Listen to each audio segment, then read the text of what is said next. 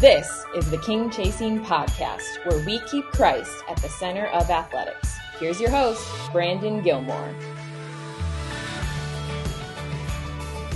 Welcome back to the show, everyone. I'm Brandon, and this is the King Chasing Podcast. As always, thanks for joining us, and please make sure to visit our website at theNCCAA.org for more King Chasing content. Today's guest is Rick McKinley, the Director of International Tours with Missionary Athletes International. Rick has been with MAI for 37 years in various roles and ministries, including with the Southern California Seahorses, the Charlotte Eagles, and the Chicago Eagles. He has led over 40 soccer mission trips to 25 different countries and helped start a 2-month sports ministry experience that has discipled soccer players from over 80 different colleges and universities. Thanks for listening today, and I hope you enjoy my conversation with Rick. Well, hey, Rick, welcome to King Chasing. Thanks for joining us. How are you doing today? Doing well. Doing That's really good. well, Brandon. That's Thanks. good. Well, we're excited to have you on. I know you're busy, so we're going to just jump right in. Can you share your journey of how you were called into full-time sports ministry, and then also how you got involved with Missionary Athletes International? Sure. Yeah, I'd be happy to. Well, it began early on because sport was kind of the language that spoke to my heart. Grew up as a preacher's kid, so always in church. But if I was honest, I would say most of the time didn't want to be there. Didn't like sitting still, quite frankly. I wanted to be out playing. And so, as a young kid, it just seemed like God used the avenue of sport or the vehicle of sport to really speak into my life, speak into my heart. And I was fortunate to come across some Christian coaches and athletes early on, brought out from the archives what used to be, I guess it's still known as an LP right here. Very so nice. This is the original 1967 Fellowship of Christian Athletes National Convention. Wow. Okay. That's awesome. So as a 12-year-old, I consumed this. I mean, I would listen to it over and over. I memorized testimonies of coaches like Tom Landry and players like Bobby Richardson, played for the New York Yankees, and Paul Anderson, the world's strongest man at the time. I mean, and those God used those to penetrate into my heart and to point me to Him. And so that calling, I didn't know that was going to mean full time, but I wanted to play professional baseball back at that point. I was so baseball and soccer, kind of a dual athlete type, but and could have never played professional either, quite frankly, but that was my dream. Right. And so played both in college, but my love for soccer really increased in that time. And so I started running track and gave up baseball because you can stay in much better condition fitness wise with track than you can baseball. And we didn't have spring soccer at the time. But anyway, I graduated with physical education from a NCCAA institution and immediately went as a missionary overseas to Puerto Rico to teach and to coach, and to teach physical education. I mean, that was kind of a dream for me to be able to be involved as a ministry and to do that through ministry. And while I was there, I got to work with a group called Baseball Chapels. Tom Roy, who I know has been one of the chaplains for the NCCAA, a really good friend, and he was heavily involved there. And so I got plugged in and got to share with all these major league players, and was sharing one chapel service pregame one week, and was sharing on Matthew, the wise and the foolish builder. I'll never forget that moment. And I was sharing. And it wasn't an audible voice, but there was just this impression of God saying, your dream was to be on that side of the room, meaning where the players were sitting. And my dream for you is to be on this side, sharing with them. And it was a powerful, epiphanal kind of moment. And it was like, yeah, I'd love to do something like this full time. And so I came back to grad school at Wheaton, got my master's with a focus on coaching as a ministry. And as I was wrapping up my master's degree, guy that I had worked with in Puerto Rico, Brian Davidson, who was kind of a superstar when it comes to sports ministry, you might say. He came through coaching a Christian team. And once again, it was the testimony watching these guys who love Jesus. We're not perfect, but we're playing in a tournament, and really spoke into my life and felt God's spirit saying, this is what I want for you. That was 1986. And I don't know, maybe I made a mistake, but it's been 37 years, Wow. now. I don't think I did. I think that was how God was calling me and saying, this is how I want to use you. And it's been a great journey. And quite frankly, I wouldn't change it. Yeah, that's awesome. Now, you spent nearly 30 years combined at the Charlotte Eagles and the Chicago Eagles through MAI. Can you Mhm. share some of what you did while you were there and how those ministries are making an impact for Christ? Yeah, absolutely. And what I left out was when Brian brought that team, it was with another small soccer ministry. And my wife and we'd been married a year and ended up raising support and moved to the West Coast to join staff there. That ministry folded after we were there for a year. Mm, And it was like, wow, we had done a missions trip to England, France, and Austria. Um, and just for sharing the gospel through soccer in some incredible ways, and really began to see the effectiveness of it. Once that ministry folded, there were several of us that joined MAI down in Southern California. And back then, the only office we had was the Seahorses. That was 87. We were there for 4 years, 87 to 91. And then 91, I was blessed. My wife and I were able to join Brian and his wife, Chris Davidson, to move to the East Coast to open the Charlotte office. And okay. so I got to see what it looked like to pioneer a new location and Yeah. to get things going. And he and I, we still dear friends, and we look back on that occasion and that experience, and a lot of laughter because of how much we didn't know about what we were doing. I mean, we loved Jesus and loved soccer and knew that it could be an effective way to share the gospel. Yeah. But we were in Charlotte for 6 years, and then during that time, our ministry MAI wanted to expand, and so we were given the opportunity to open an office in the Chicago area in 1997. And so I had been in charge of our camp program and done a lot of mission trips while I was in Charlotte. I led a lot of those short-term trips. And also, I mean, when you only have a couple on staff, which we started out with that, I was also running the finances, the accounting for the office, which scares me to death right now to think about that, but I got a taste of a lot of the different things that are necessary. So when we moved to Chicago in 97, opened that office and we're blessed to have some staff join us there, and was able to oversee the ministry there. We started a USL2 team, back then was called PDL. That lasted for a couple of years, and then because of the financial burden, we had to transition from that to a program we call our Summer Academy, which is still running today.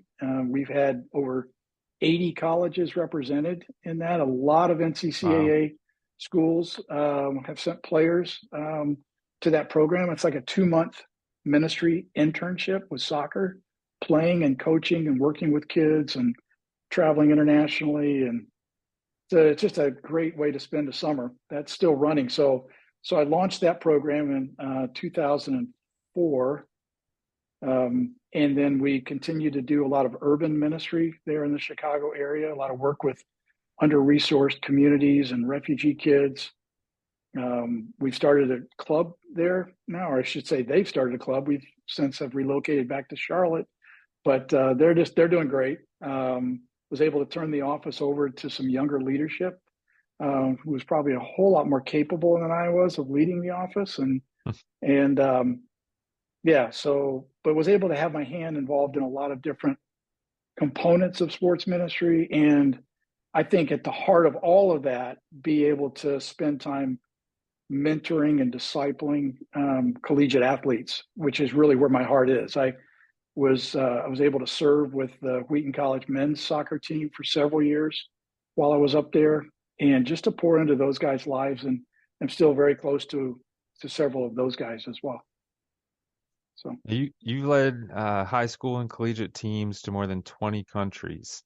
What ways did you all minister in those countries, and are there any life-changing stories that you have that you can share from any of those trips? How much time do we have? Hey, let's hear it. Yeah. Leading those trips, I think one of the key pieces, well, there's two that I would say were really critical in leading those mission trips. Things that I've learned. One was not to go in with my own agenda, but to find out, well, first of all, to have a partner that we worked alongside of, so that it's not just a one-off 2-week experience where we're there and great things happen and then we leave and we have no clue what happens after that. But to pour into a partner who has a common vision and to try to help work on things that they need to serve them, so that there's longevity to what they're doing, and to help them be sustainable in their ongoing efforts in that country. So I think partnership was a key. The second thing was just in working in partnership is understanding how we can serve the local church or the sports ministries that we're partnering with. Never forget going to Russia in the 90s.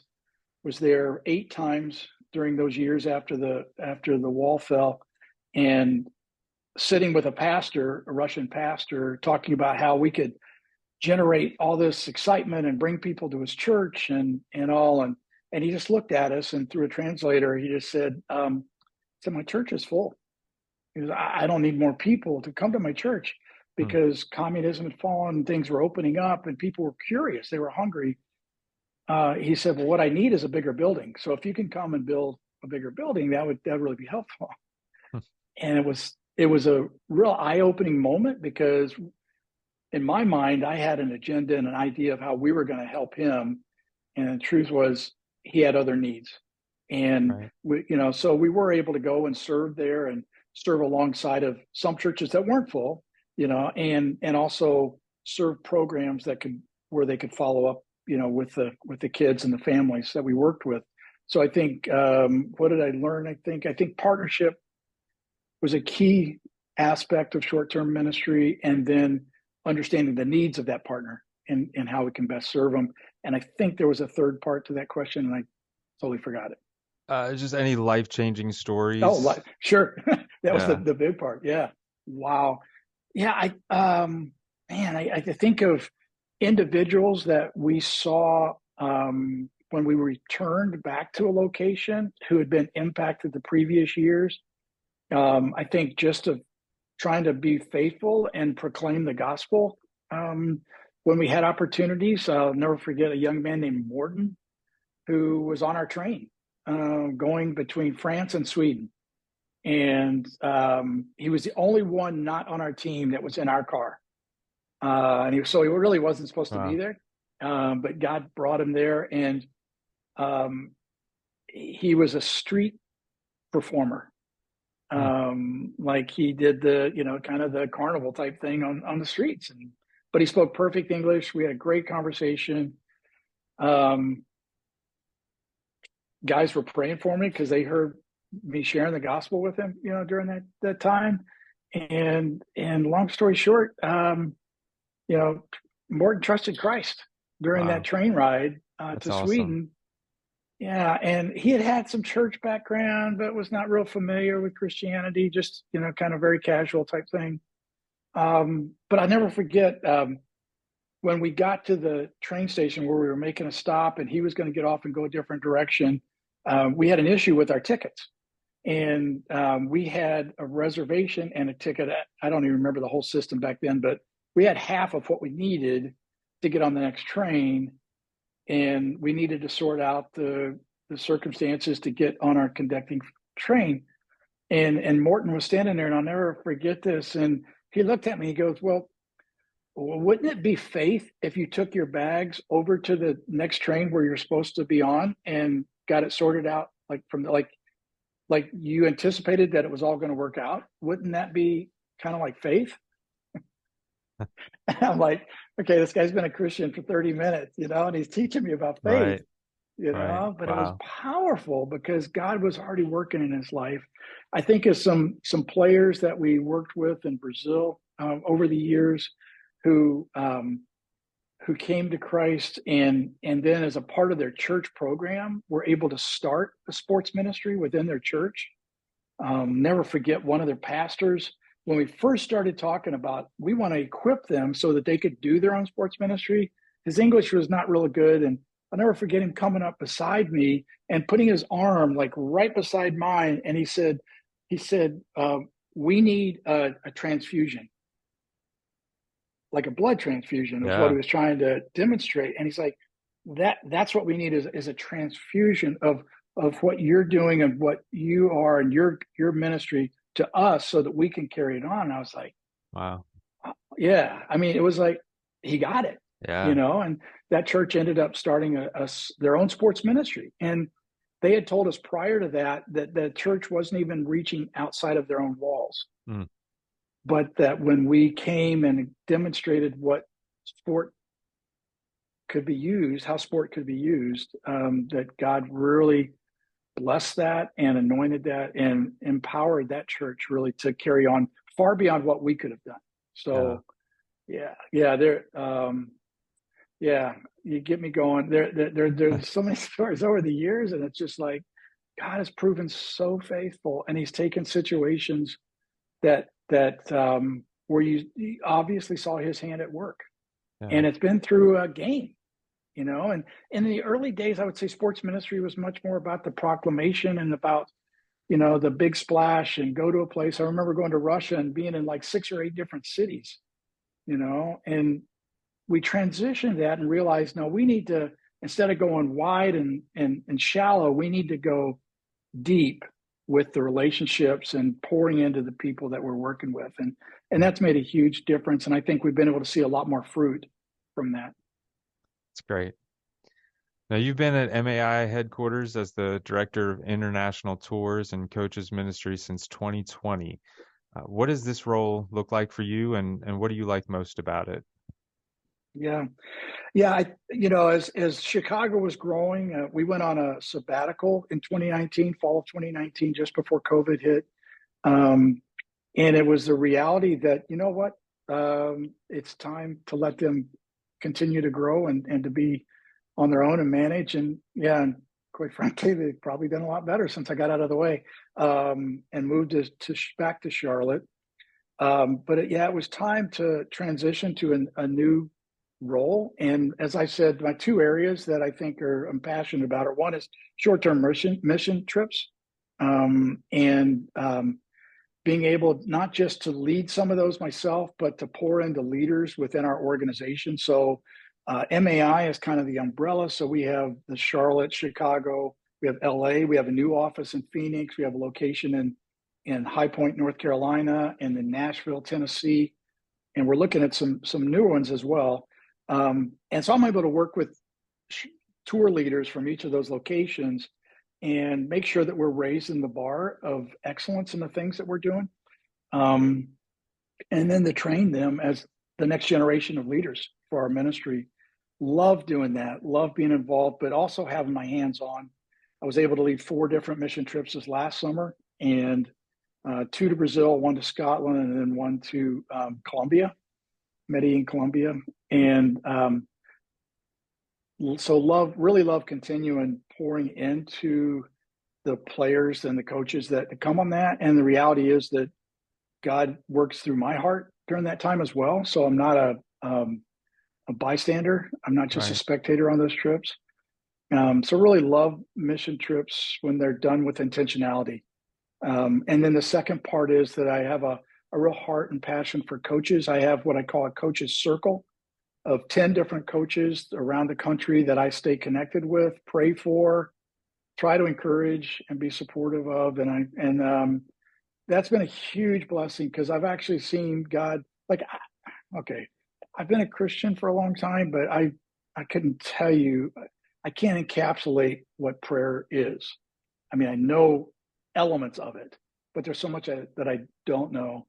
But I've seen God's Spirit move in supernatural ways by trying to be faithful and praying for someone else, and then hearing the result of that prayer.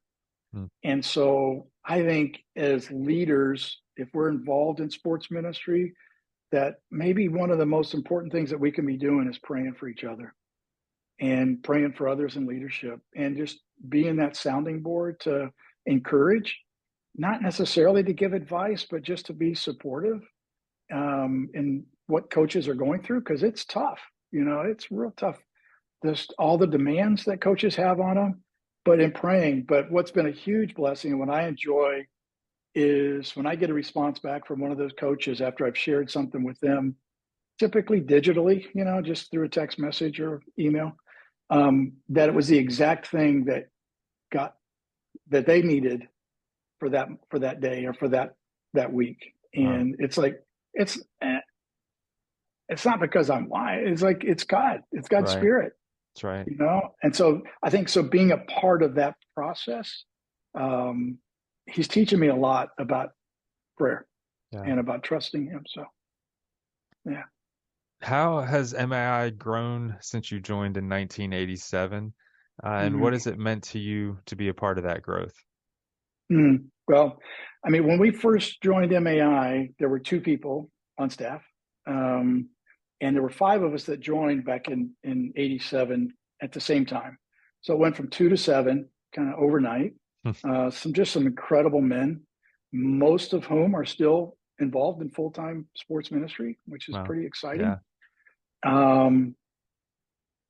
And over the years, people have come and gone. We've expanded numbers-wise for staff, and I think right now we're at about 70 full and part-time staff for our ministry. So so that's exciting, and to see, because it translates into more opportunities for the gospel to be proclaimed, and for lives to be transformed, for hearts to be changed. It's not about, can we be the biggest and baddest sports ministry out there? No, there are I have a lot of brothers and sisters in Christ involved in other sports ministry organizations that I love dearly, and they're doing phenomenal work, and I want to be supportive of them. And so it's not like we're competing out there to see, if we can have more staff than they are, or do, bigger and better kind of things. But it is exciting to see the growth, and because there's a reason for that. There's a reason when you see fruit taking place or coming about.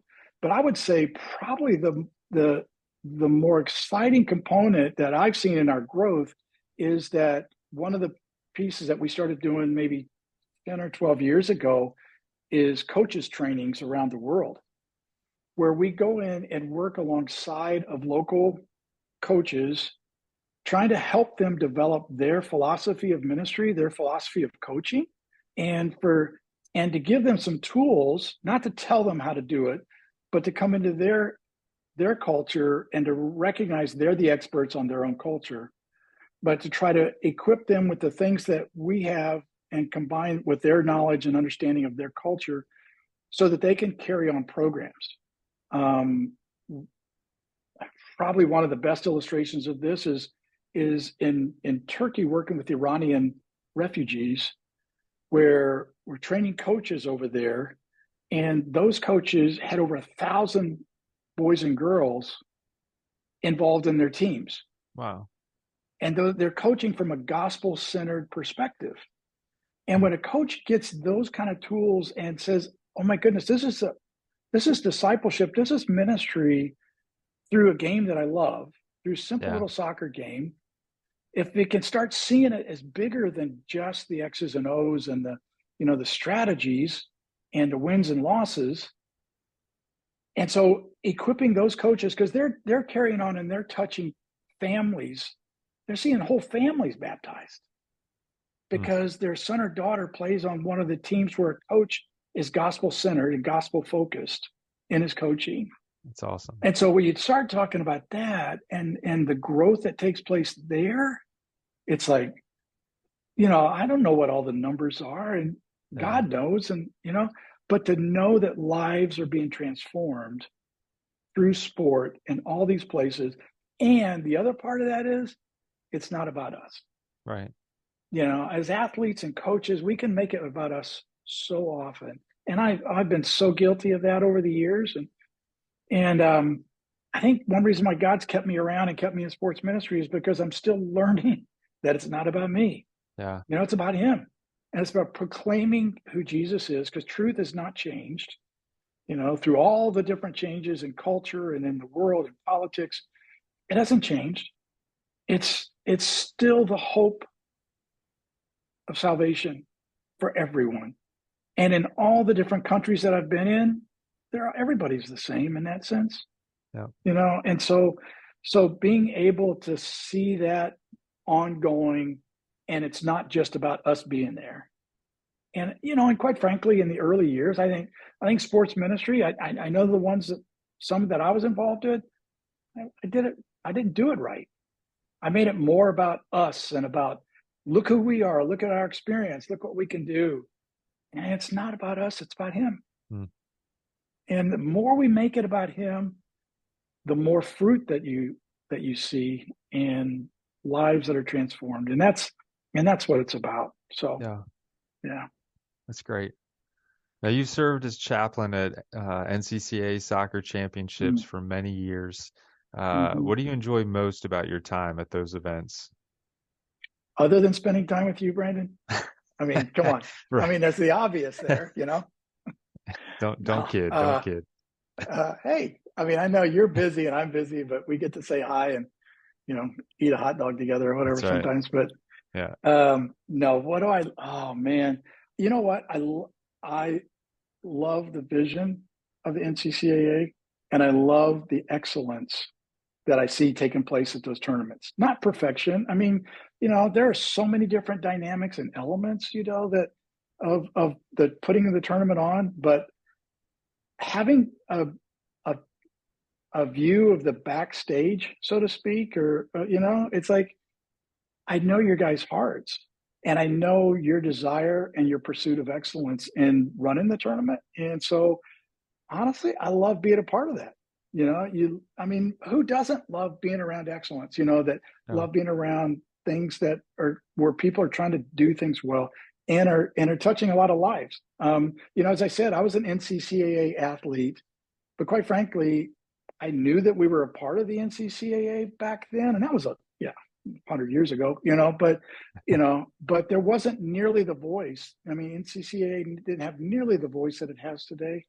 But as I've seen it grown, it's just like, wow, I want to, let other people know about who you guys are and what you do, because I feel like this is so needed in athletics, in collegiate athletics, in all the different sports. I'm obviously most familiar with soccer, but it's so necessary to try to help guys and girls understand a proper perspective, on as you said, on king chasing, on what king chasing is all about. I mean, we can chase the glory all day long. And even if you're at a Christian school, or you proclaim faith in Christ, so often we're chasing our own glory, instead of the king. And so I just feel like, what I love about being there is just being a part of the process, what you guys are doing, and then seeing how it's touching the lives of the players and the coaches that come there. And I've seen some coaches. I think the other thing that I enjoy a lot is the relationships. I've continued to connect with some coaches over the years that repeat and return to the tournament. And that's always a lot of fun, just to see how they've grown or how things have developed in their own programs. And I've seen some really special transformation, in some of those.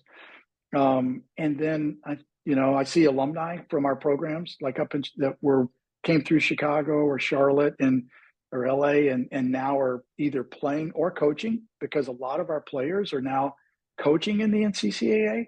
Oh, And wow. so it's always fun to see them as either assistants or head coaches. Yeah. And now replicating the training that they've gone through with, they're replicating that with their players, with Yeah. their teams. So yeah, that, That's cool. it's yeah, when you see those generations continue to pass along God's truth through sport, yeah, just so love those opportunities. Yeah.